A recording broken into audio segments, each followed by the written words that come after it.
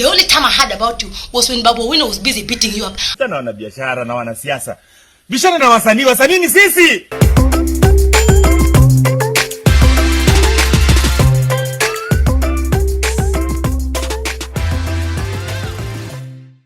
Now finally, RINGTONE APOKO has jumped in to rescue the one and only Charles Kanyi, popularly known as Jaguar, from AKOTHEE's brutal attacks, and that is following AKOTHEE coming through to trash talk Charles again. But before we see what AKOTHEE came through and told Charles or Jaguar again, now RINGTONE APOKO who are coming through to rescue Jaguar. She urged AKOTHEE to leave politicians as well as business people alone and deal with her fellow artists or wasanii. Right here, enjoy. AKOTHEE, wewe ni madam boss.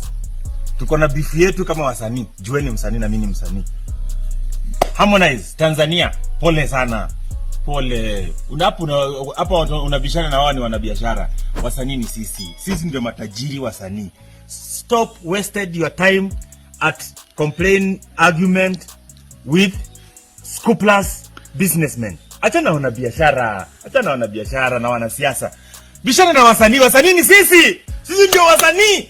Yeah, and that is following AKOTHEE coming through for the second time to trash talk Jaguar, where she talked a lot of things, manze. And so here is what AKOTHEE came through and told Kanyi for the second time, saying that he looked for clout from her, and to be honest, he's gonna get. Anyways, enjoy, then tell us what you think down in the comment section, subscribe, and we'll see you in the next one.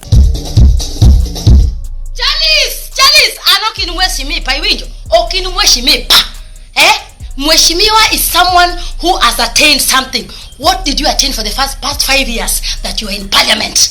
The only time I heard about you was when Babu Wino was busy beating you up. I should call Babu Wino to place you where you belong.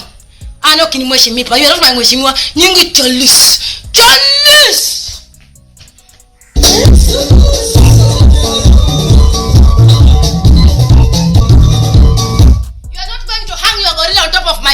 I'm waiting for you to serve me. Rubbish idiot. Which man compares? Cross. I told you to cross if you have to compare yourself with women.